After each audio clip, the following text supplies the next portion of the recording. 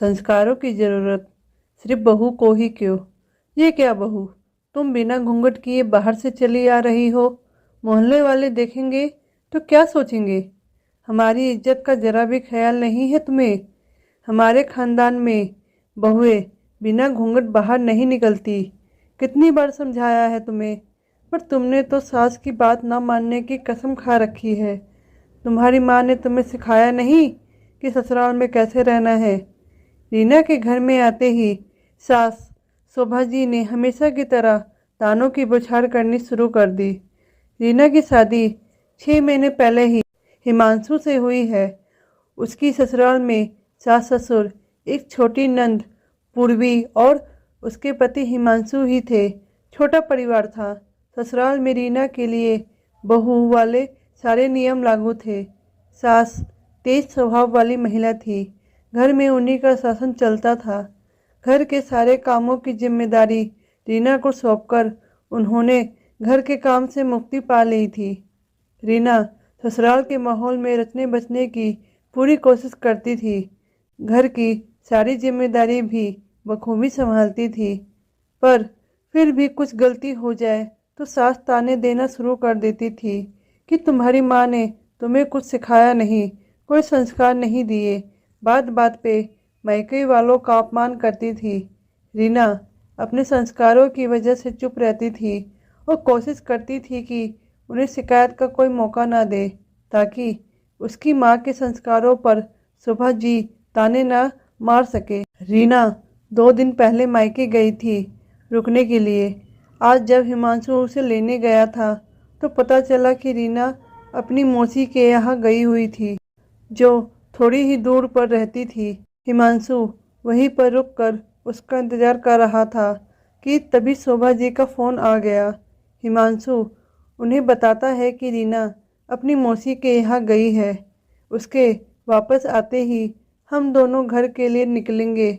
ये सोचकर शोभा जी का गुस्सा 7वें आसमान पर पहुंच गया कि बिना उनकी इजाज़त के वो किसी रिश्तेदार के यहाँ कैसे चली गई।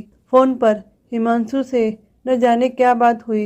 हिमांशु रीना को लेने उसकी मौसी के घर पहुंच गया। वो बहुत गुस्से में था। वहां जाकर वो रीना को भला बुरा कहने लगा और बिना बताए मौसी के यहाँ आने के लिए डांटने लगा और तुरंत ही वहां से चलने को कहा।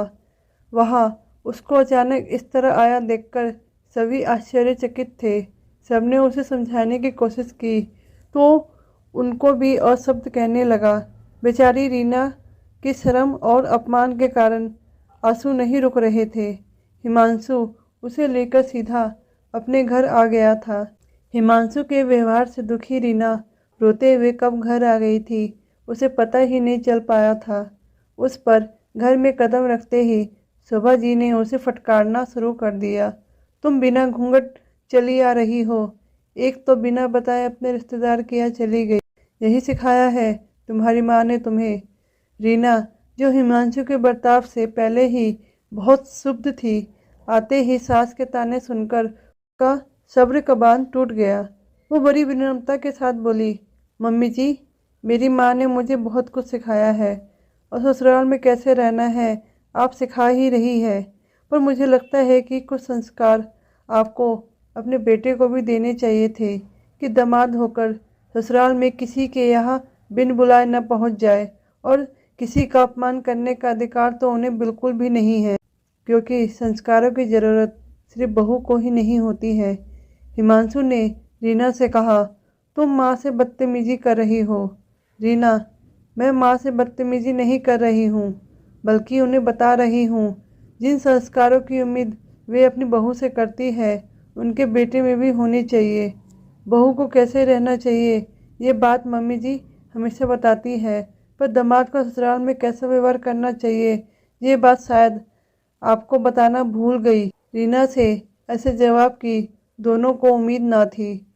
उसका जवाब सुन और उसका क्रोध देख दोनों ने शांत रहना ही उचित समझा।